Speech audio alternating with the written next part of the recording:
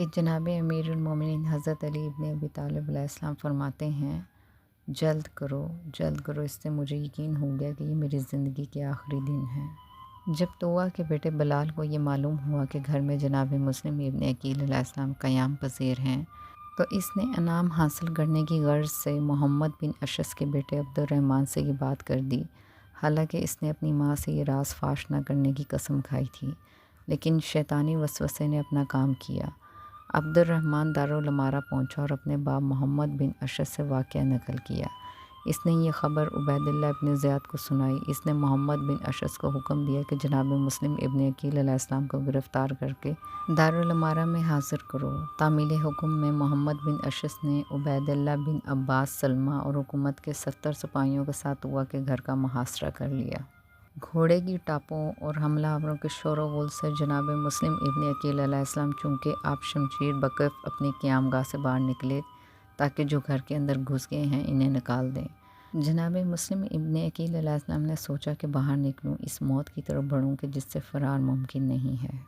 بعض مورخین نے لکھا ہے کہ جب عبید اللہ ابن زیاد کی بھیجی ہوئی فوج طوع کے گھر کے پیچھے پہنچی تو جناب مسلم ابن عقیل علیہ السلام اس خوف کے مارے گھر سے باہر نکل آئے کہ فوج گھر کو آگ نہ لگا دے۔ منقول ہے کہ عبید اللہ ابن زیاد کی فوج محمد بن اشعث کی سرکردگی میں طوع کے گھر میں داخل ہو گئی تو جناب مسلم ابن عقیل علیہ السلام نے پوری فوج کو گھر سے باہر نکال دیا۔ فوج دوبارہ گھر میں گھس گئی، پھر جناب مسلم ابن عقیل علیہ السلام نے باہر بگا دیا، یہاں تک کہ بکر بن حمران الحمری نے جناب مسلم ابن عقیل علیہ السلام کے دان پر تلوار سے ضربت لگائی، جس سے آپ کا اوپر کا ہونٹ کٹ گیا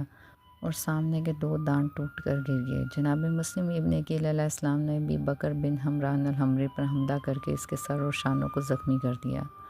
جب محمد بن اشعث کے سپاہیوں کو یہ محسوس ہوا کہ اس طرح جناب مسلم ابن عقیل علیہ السلام کا مقابلہ نہیں کیا جا سکے گا تو وہ چھت پر چڑھ گئے اور وہاں سے جناب مسلم ابن عقیل علیہ السلام پر پتھر اور آگ برسانے لگے۔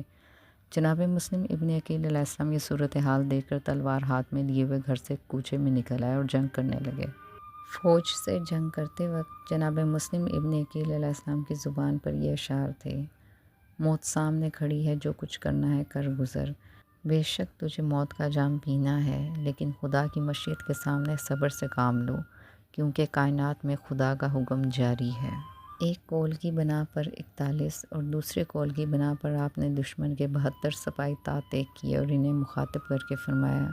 تم مجھ پر اس طرح سنگ باری کر رہے ہو جس طرح کافروں پر کی جاتی ہے، حالانکہ میں رسول خدا صلی اللہ علیہ وآلہ وسلم کے اہل بیت اطہار علیہ السلام سے ہوں۔